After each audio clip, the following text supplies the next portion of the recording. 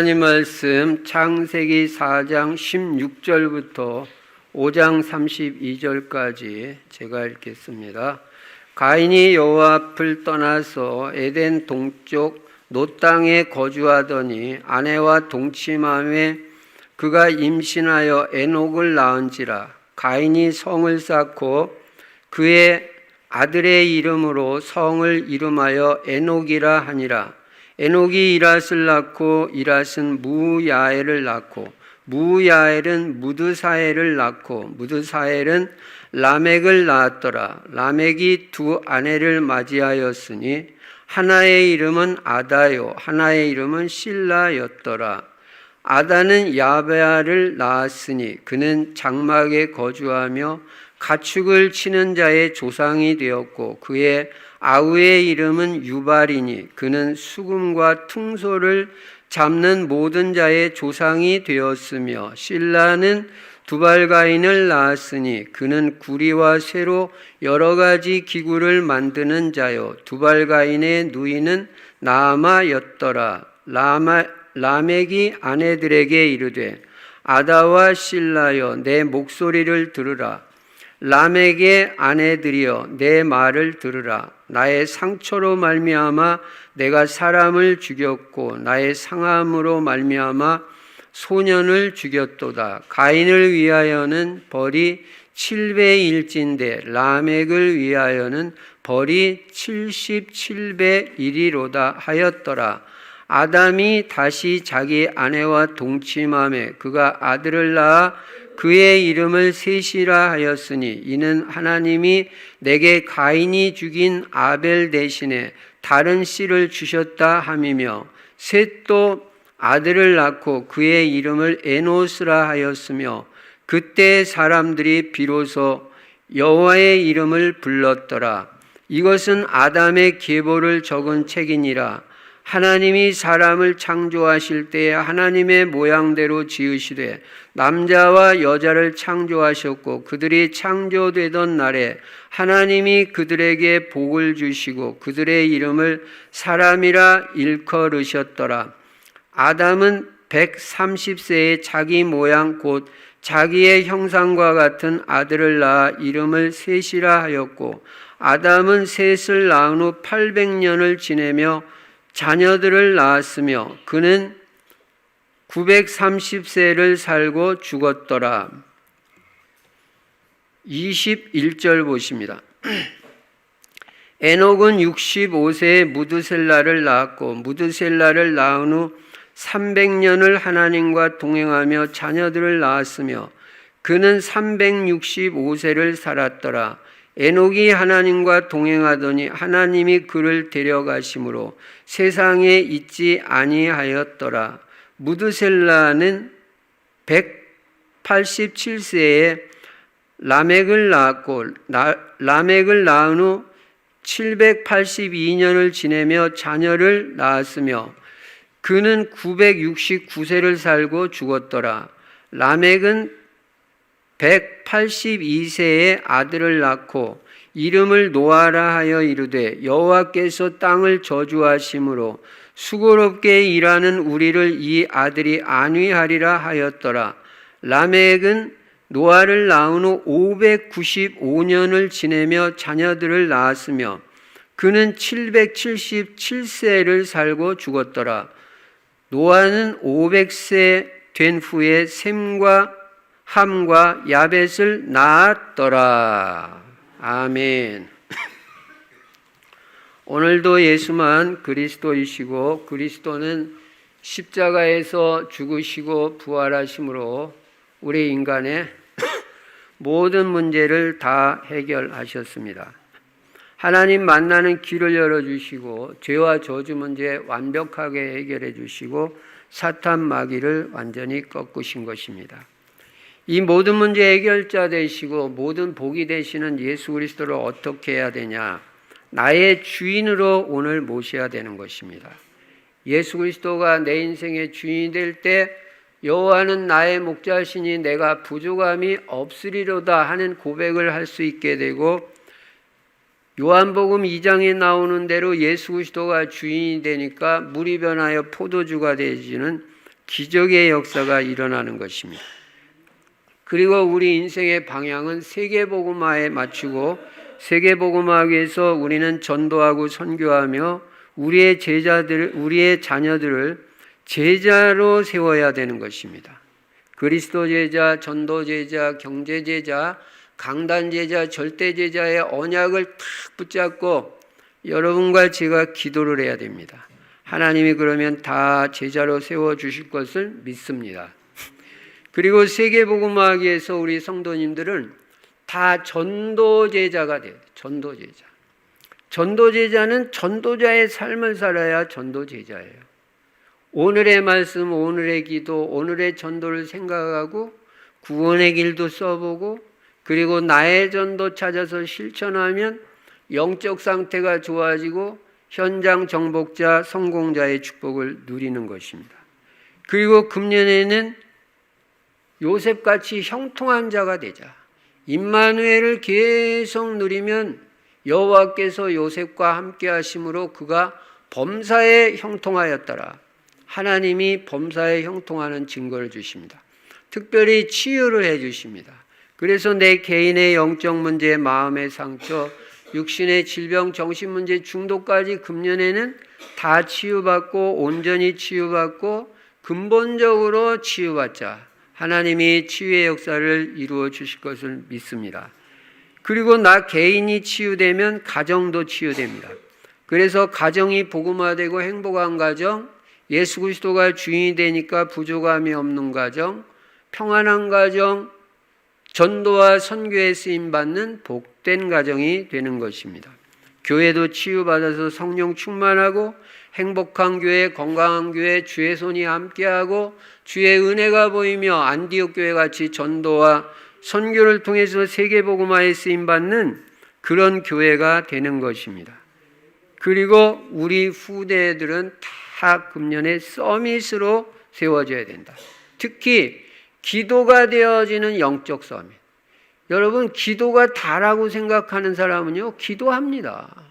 하여간 시간만 나면 기도하고 또 기도하고 또 기도하고 호흡마다 기도하고 그냥 기도 생각밖에 없어요. 여러분, 여러 가지 생각하지 마시기 바랍니다.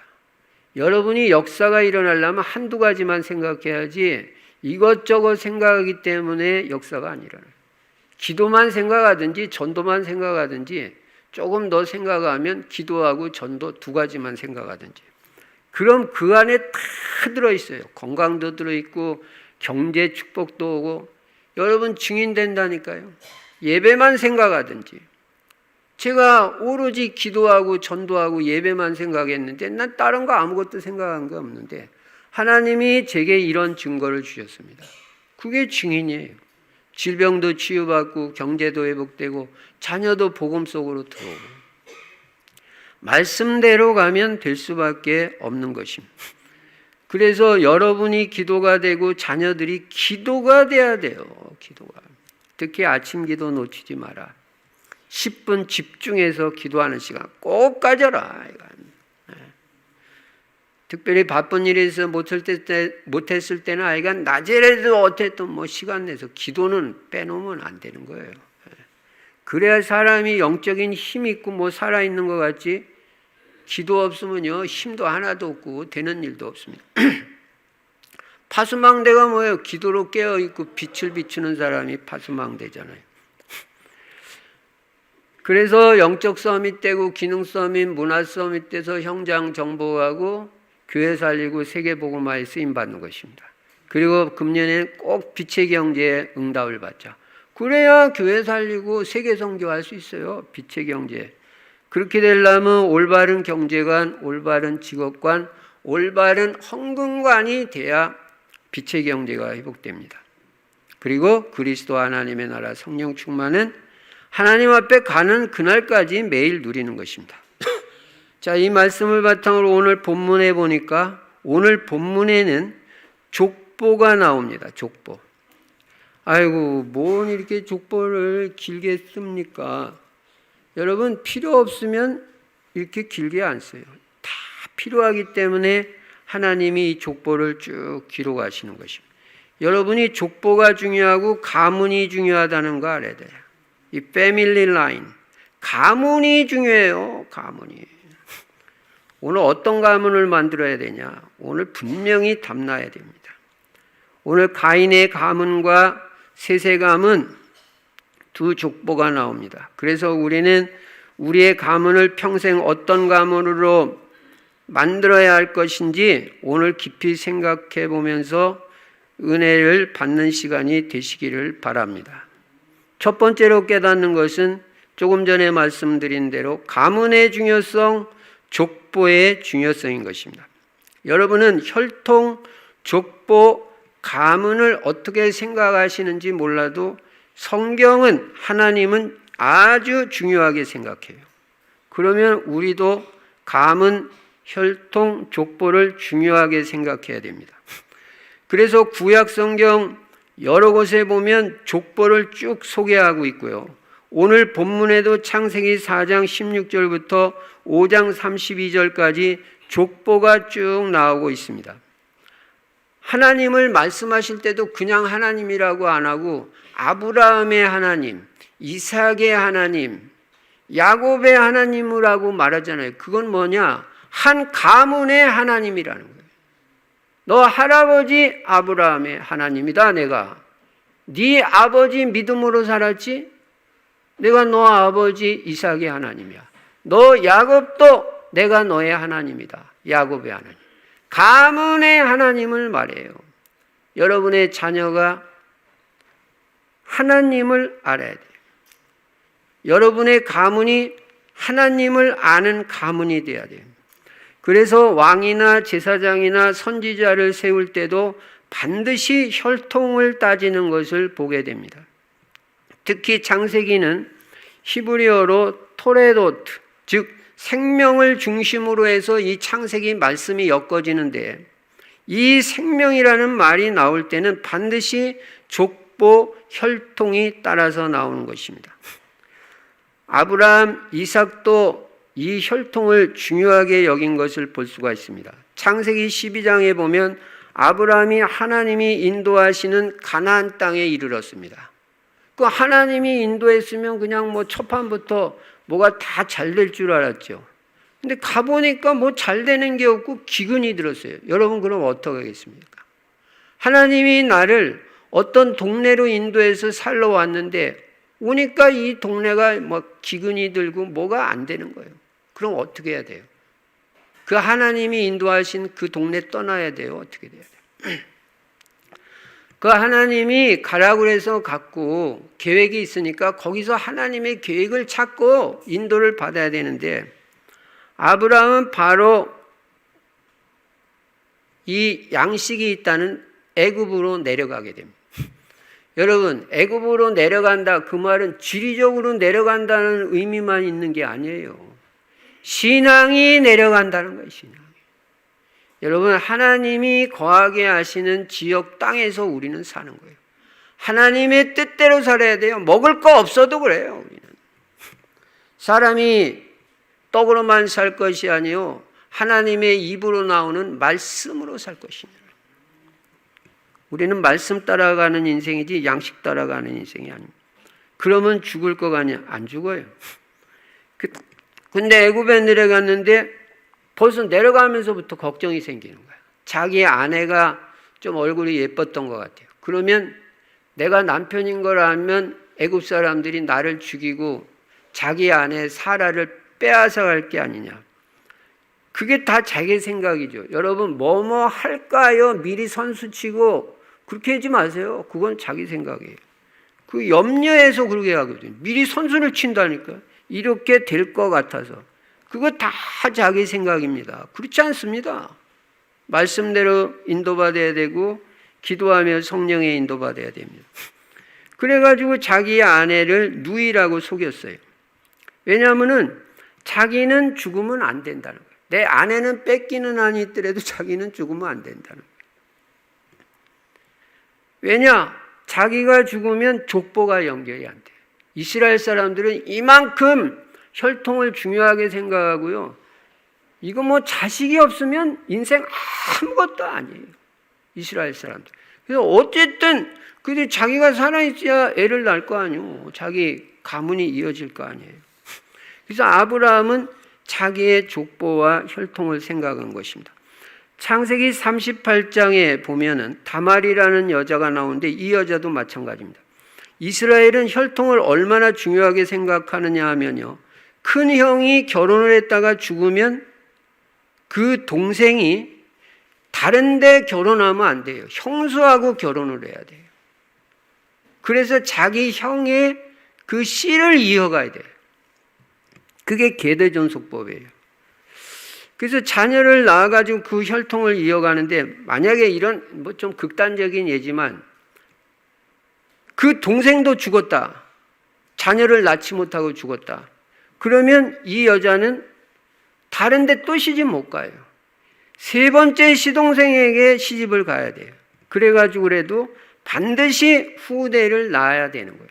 이게 이스라엘의 사상이라니까. 이게 계대존속법이라는 거예요. 그래서 창세기 38장에 보면 다말이라는 여자가 나오는데, 자기 남편이 죽었어요. 결혼했는데. 그러니까 시동생 오난에게 시집을 갔습니다. 그런데 그 시동생 오난도 또 죽은 거예요. 그러면 셋째가 있는데 그 셋째 이름이 셀라거든요. 그럼 시아버지가 이 셀라를 다말한테 주어가지고 다말이 계보를 이어가게 만들어야 되는데, 이 시아버지 유다가 보니까 가만히 보니까 자식들이 다 죽어나가는 거야. 이것도 셀라도 줬다가 죽는 거 아니냐. 그래가지고 셀라를, 셋째 아들을 안 주는 거예요. 그러니까 이 다말이라는 여자가 어떻게 하냐면은 자기 자신을 창녀로 변장을 해요. 그래가지고 시아버지를 유혹을 해요. 야, 나는요, 이 성경을 난 사실대로 믿습니다. 왜 그러냐? 세상의 위인전들을 보면요, 다 그 위인이 거의 잘한 것만 써놨어요. 근데 뭐 성경은 절대 그렇지 않아요. 뭐 나쁜 짓 한 거, 막 수치스러운 일랑 다 그대로죠. 나 이 성경 사실이라고 믿습니다. 이 며느리가 창녀로 변장해가지고 그 창녀촌에서, 이 시아버지도 참 웃기는 시아버지죠. 창녀촌을 간 거예요. 예. 그가 유다라니까요. 이 유다가, 예수님이 이 유다 족보를 통해서 옵니다. 여러분 잘 깨달아야 돼요. 왜 이게 족보가 중요하고 어떤 라인으로 우리는 내려가야 되고 뭐가 성경이 중요하게 생각하느냐. 그래가지고 이 시아버지하고 거기서 관계가 되는 것입니다. 그러니까 이 여자가 뭔가 증거물을 내놓으라고 그런 거예요. 그랬더니 시아버지는 뭣도 모르고 인장하고 준 거예요. 도장을 딱 받아놓은 거예요. 그런데 나중에 보니까 이 며느리가 배가 불러오는 거예요. 이 누구야? 너 어디서 이런 짓 해가지고 했냐? 그랬더니 그 다말이 이 도장 임자한테 그랬습니다. 딱 내놓은 거 보니까 자기 도장이잖아요.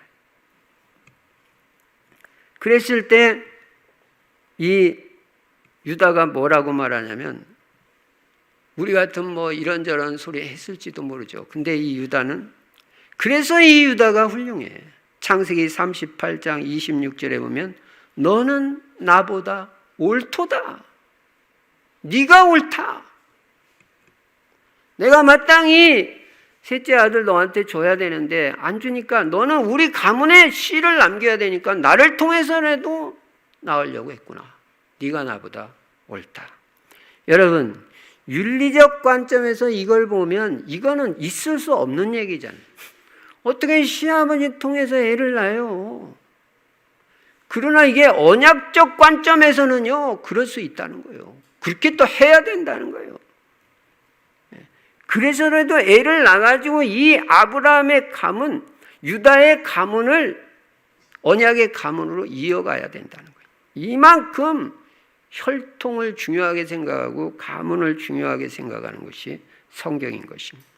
그래서 신약에도 마태복음 1장에 보면 예수님이 이 땅에 오셨는데 어느 혈통을 통해서 오셨는지 그 족보를 쫙 기록하고 있잖아요. 마태복음 1장 읽으려면요 한참 걸립니다. 누가 누구를 낳고 누가 누구 필요해요. 예. 그래서 여러분은 이 족보 가문의 중요성, 우리가 언약 가문 만드는 게 얼마나 중요한지 알아야 돼요. 언약의 계보가 흘러가야 돼요. 언약의 계보가 끊어지면 안 된단 말이에요. 그래서 첫 번째는 가문의 중요성, 족보의 중요성. 두 번째 살펴보려는 것은 족보는 그러면 뭐냐? 족보는 두 족보밖에 없어요. 우리는 뭐 이런 가문 저런 가문 있는 것 같지만 성경에는 둘 중에 하나예요. 오늘도 그래서 하나는 가인의 가문, 하나는 셋의 가문, 이 두 가문으로 내려가잖아요. 간단히 말하면 창세기 4장 16절부터 24절까지는 언약 밖의 백성이에요. 둘밖에 없어요. 언약 밖에 있냐, 언약 안에 있냐. 여러분 오늘 분명하고 확실하게 해야 됩니다. 나는 언약 안에 있냐, 언약 밖에 있냐. 나는 언약 백성이냐, 언약 밖의 백성이냐. 그래서 창세기 4장 16절부터 24절은 언약 밖의 백성이고 창세기 4장 25절부터 5장 32절까지는 언약 백성의 족보를 말하고 있습니다. 언약의 관점에서 보면 족보는 둘 중에 하나입니다. 언약의 혈통이냐, 언약 밖의 혈통이냐. 그럼 여러분은 조금 전에 말씀드린 대로 나는 어떤 혈통인지 분명히 깨달아야 됩니다. 오늘 창세기 4장 16절부터 24절에 보면 언약 밖의 백성이 나오는데 그 선조가 누구냐면 가인의 후손들이에요.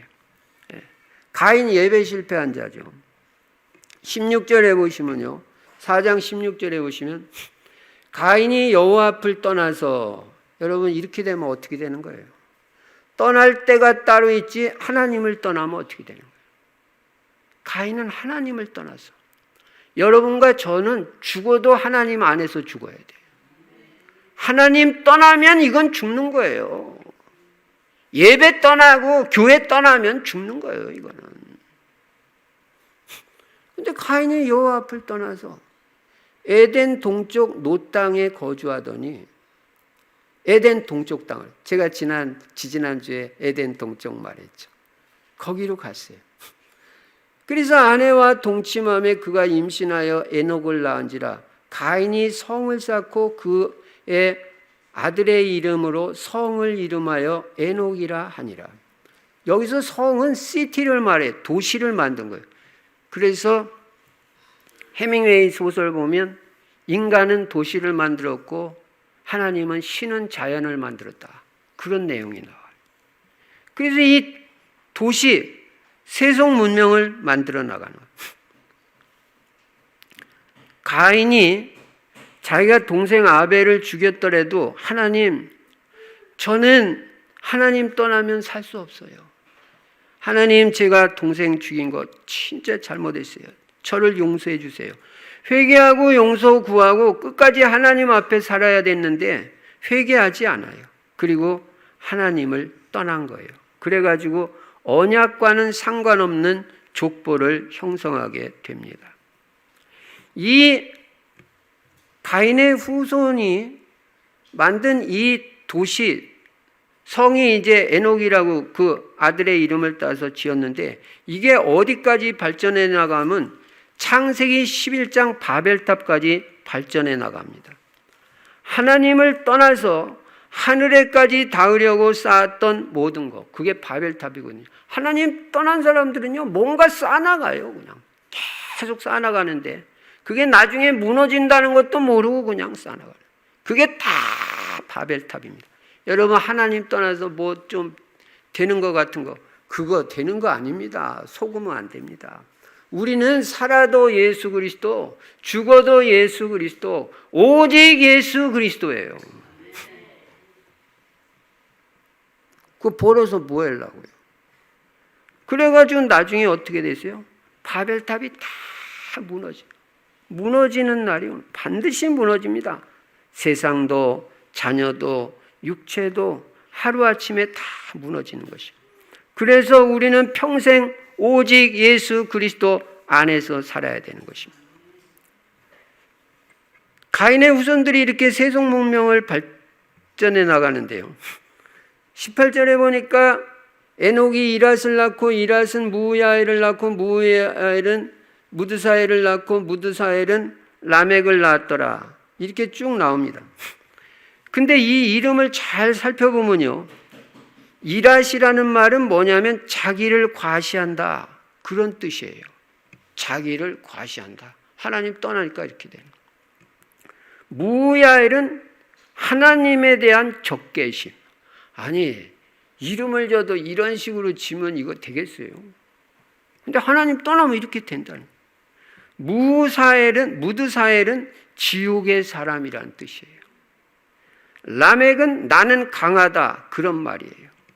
이름 자체가 한결같이 하나님을 대적하는 교만한 이름이에요. 이처럼 하나님을 떠나게 되면 사람들은 다 하나님을 결국은 대적하는 인생을 살게 되는 것이에요. 19절에 보시면요, 라멕이 벌써 두 아내를 맞이해요. 가정 질서도 깨져버려요. 아내가 둘이 됐어요. 그 다음에 23절, 24절에 보면요, 라멕의 아내들에게 아다와 실라여 내 목소리를 들으라. 라멕의 아내들이여 내 말을 들으라. 나의 상처로 말미암아 내가 사람을 죽였고 살인사건까지 나의 상함으로 말미암아 소년을 죽였도다. 여러분, 하나님을 떠난 인생, 언약 밖의 인생이 어떻게 되는지 잘 보시기 바랍니다. 살인사건이 일어나고 하나님을 떠난 인생은 점점 더 타락해가지고 나중에 이제 다음 주에 바로 나오는 창세기 6장으로 들어가는데, 창세기 6장이 뭐예요? 홍수 심판이에요. 얼마나 사람들이 하나님 떠나서 타락해가고 죄가 관영해가지고 여기도 죄 저기도 죄, 관영하다는 말은 가득 찼다는 거예요. 하나님이 홍수로 쓸어버리지 않으면 안 될 정도로 타락이 극에 이르고 죄가 가득 찬 거예요. 그런 인생을 만들었어요. 여러분, 하나님 떠나면 안 됩니다. 언약 놓치면 안 됩니다. 그리고 이 언약 밖의 백성의 특징은 뭐냐면 연대 기록이 없다는 거예요. 5장에 보시면요, 이 셋의 후손들은 다 몇 년 살았다, 몇 세의 아들 낳았다, 이게 다 나오거든요. 근데 여러분 4장 16절부터 24절까지 보세요. 한 명도 몇 살까지 살았다는 말이 없어요. 이게 도대체 무슨 말입니까? 언약 밖의 백성은요, 몇 년을 살았던 하나님이 보실 때는 가치 없는 인생, 의미 없는 인생, 결국은 망할 인생이니까 10년 산 인생이나 100년 산 인생이나 하나님이 보실 때는 그게 그거다. 우리는 무조건 오래만 살라고 합니다. 언약 밖에서는요, 100년을 살아도 하나님이 보실 때 아무 가치 없어요. 그러니까 연대 쓸 필요가 없는 거예요. 몇 살까지 살았다. 근데 창세기 5장에 나오는 언약 백성들은요, 몇 살까지 사는 게 다 의미가 있어요. 무드셀라라는 사람이 이 세상에서 제일 오래 살았는데 969세까지 살았는데 그게 이유가 있더란 말이에요. 그러면 창세기 4장 25절부터 5장 32절까지 나오는 언약 백성은 어떤 인생이냐? 자, 창세기 4장 25절 보시면요, 아담이 다시 자기 아내와 동침함에 그가 아들을 낳아 그의 이름을 셋이라 하였어요. 그러니까 가인이 아벨을 죽였잖아요. 그러니까 언약에 지금 계보가 없는 거예요. 가인은 뭐 언약 떠난 자고. 근데 하나님은 언약의 계보를 이어가야 되니까 아벨 대신에 다른 씨를 주셨다 함이며 그 사람이 셋이에요. 26절에 보니까 셋도 아들을 낳고 그의 이름을 에노스라 하였으며 그때 사람들이 비로소 여호와의 이름을 불렀더라. 저는요, 너무너무 이게 여호와의 이름을 불렀다.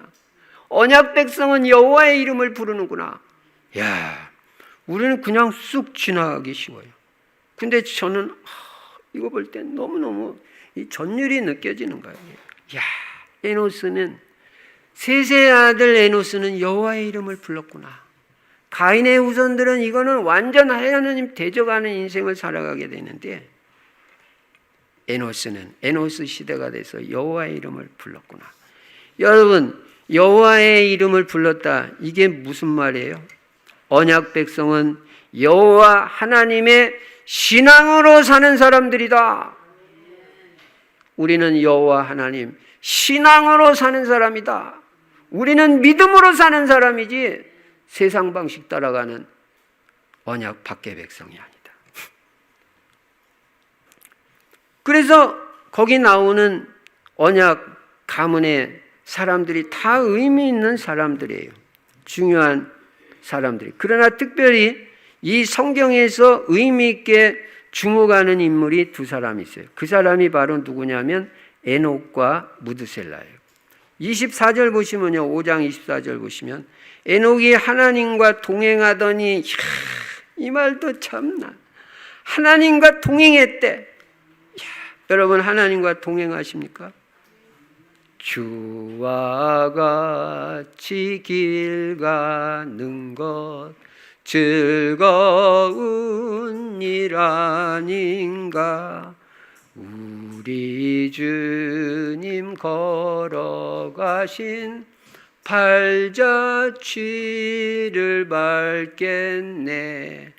한 걸음 한 걸음 주 예수와 함께 날마다 날마다 우리 걸어가리. 한 발자국을 가도 주님과 함께, 주님과 동행하는 인생을 살았다. 언약 백성은. 여러분, 오늘 하루만 주님과 동행을 해도요, 여러분 많은 응답이 옵니다.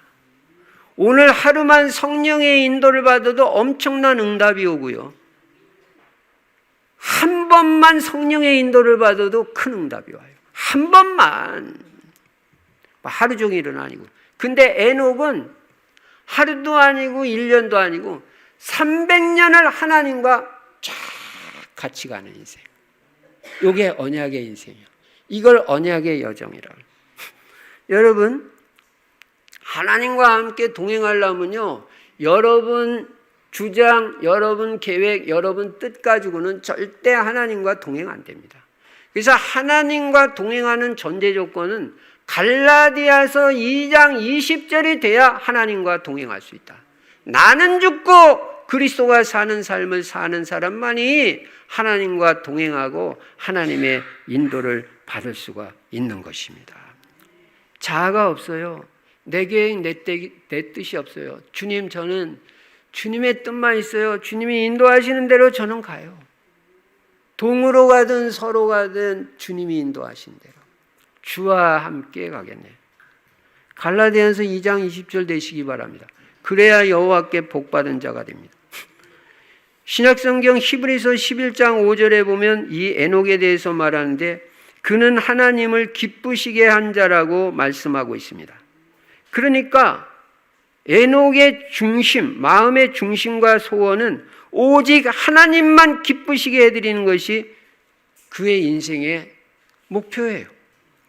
그러니까 자기는 어떻게 돼도 괜찮아요. 자기를 통해서 하나님이 영광을 받으시고 하나님이 기뻐하시면 그거로 자기는 만족한 거예요. 행복한 거예요. 하나님께서 기쁨이 되시면 자기는 그것으로 끝이다. 이게 여호와를 기쁘게 하는 자. 에녹이 하나님을 기쁘시게 해드리는 인생을 살았습니다. 여러분, 하나님 기쁘시게 해드리면요, 여러분 인생 보장받습니다. 오늘 하나님을 기쁘시게 해드리는 그런 예배의 날이 되시기 바랍니다. 이번 한 주간 동안 주의 말씀과 함께 동행함으로 하나님을 기쁘시게 해드리는 이 한 주간의 삶이 되시기를 바랍니다. 하나님 기쁘게 해드리세요. 하나님 마음 상하게 해드리지 말고요. 하나님. 에녹이 하나님을 기쁘시게, 그러니까 내가 이렇게 하면 하나님 기뻐하실까? 생각을 해봐야 된다. 생각을.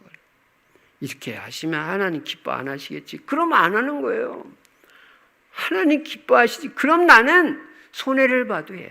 그게 에녹의 인생이었다. 유다서 14절 15절에 보면 에녹에 대해서 또 말씀하는데, 그러니까 신약에서도 에녹을 말해요. 이 에녹을 그는 예언하는 삶을 살았다고 말합니다. 우리 언약의 관점에서 볼 때는 이 예언하는 삶은, 즉 복음을 전하는 삶이요 그리스도를 증거하는 삶을 살았다는 것입니다. 여러분도 그리스도를 증거하고 복음 전하는 삶을 사는 게 언약 백성의 삶이에요.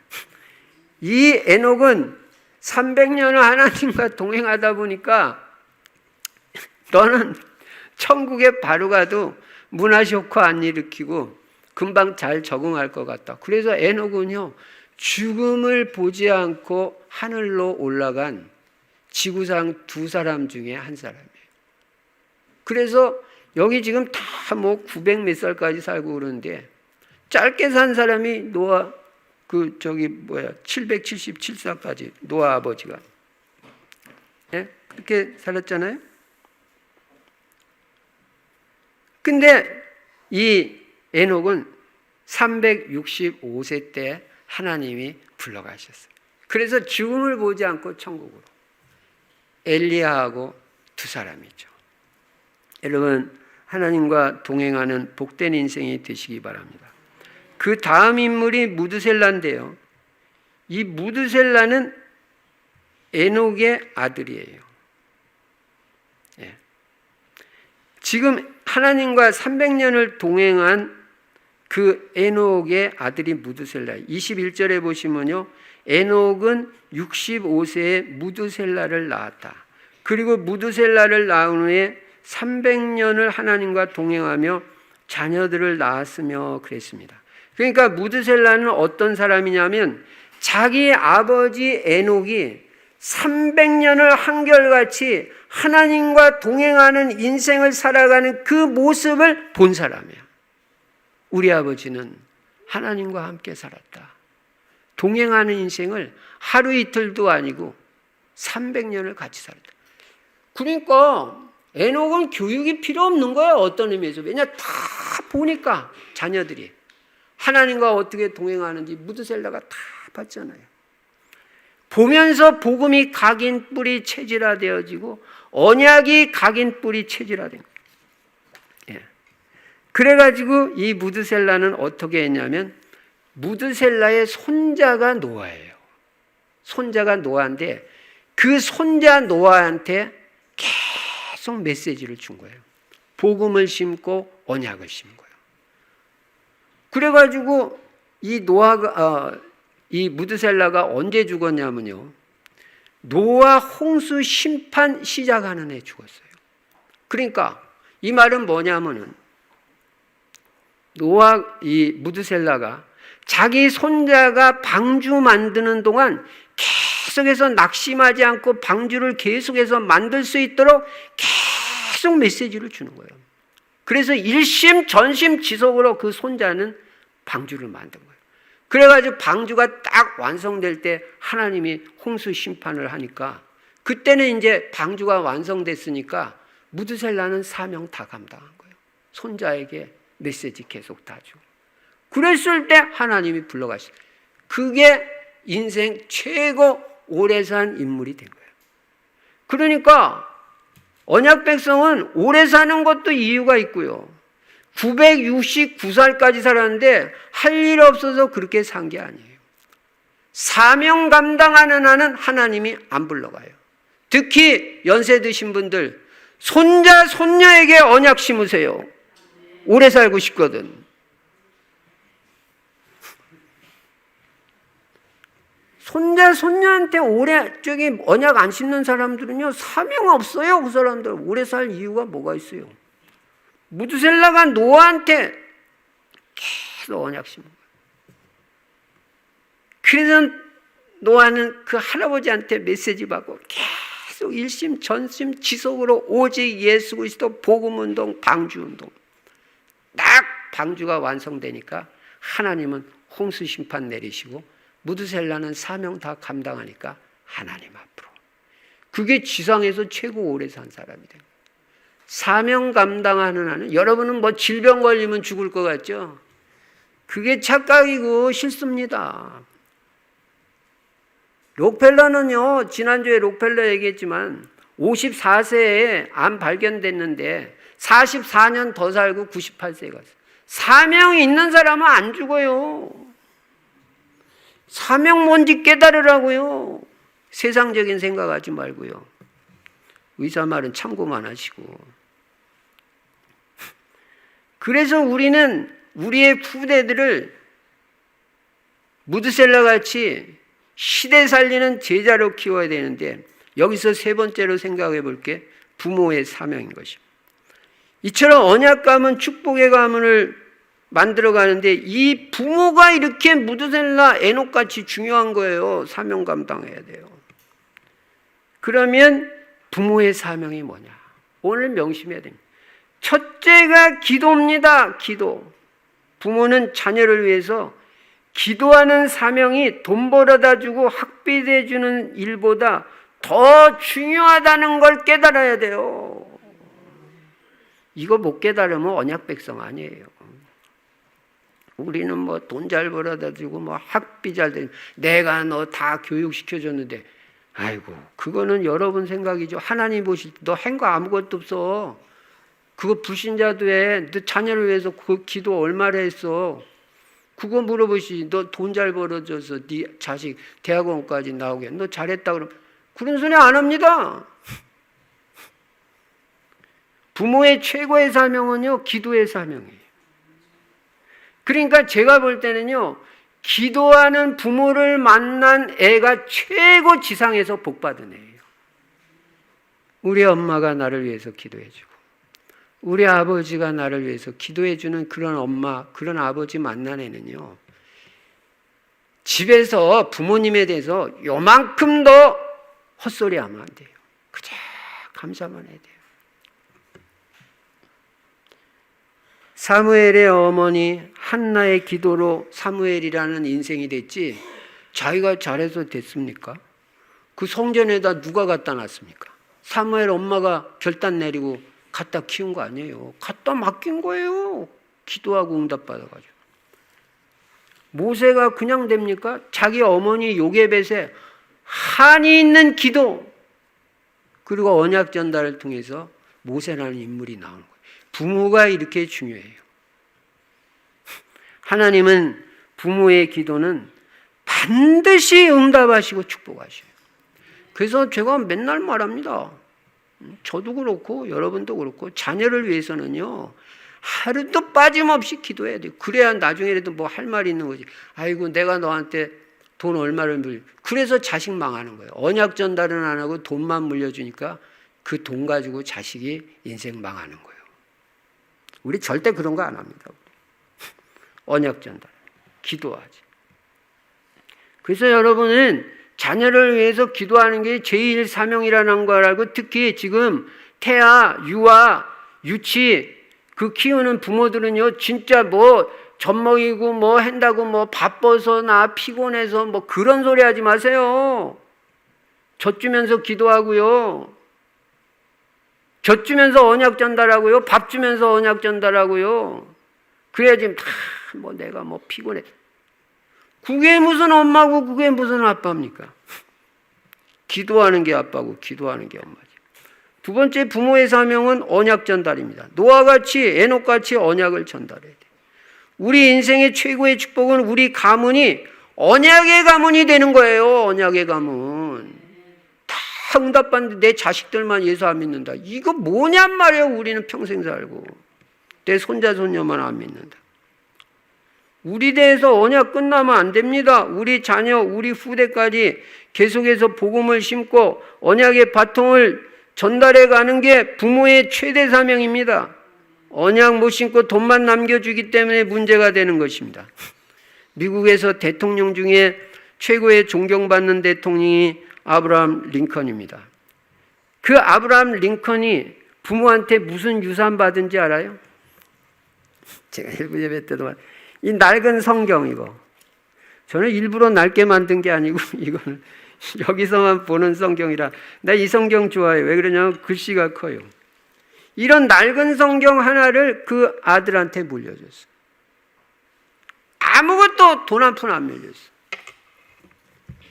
근데 이 아브라함 링컨은 이 성경 하나를 가지고 인생을 성공하고 미국 역사상 최고의 존경받는 대통령이 됐어요.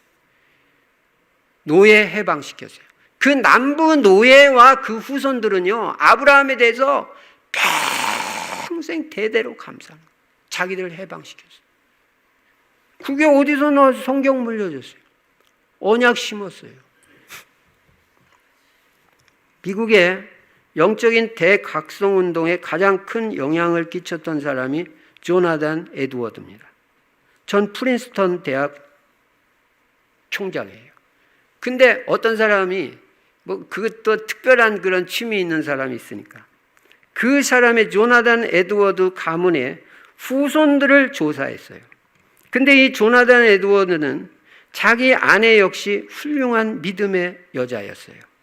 조사 당시에 직계 후손이 873명이었는데 그 중에 대학 총장을 지낸 사람이 12명, 교수 65명, 의사 60명, 목사를 비롯한 성직자 100명, 군인 75명, 저술가 85명, 변호사 100명, 판사 30명, 공무원 80명, 하원의원 3명, 상원의원 2명, 부통령 1명, 평범한 신앙인 260명이 나왔어요.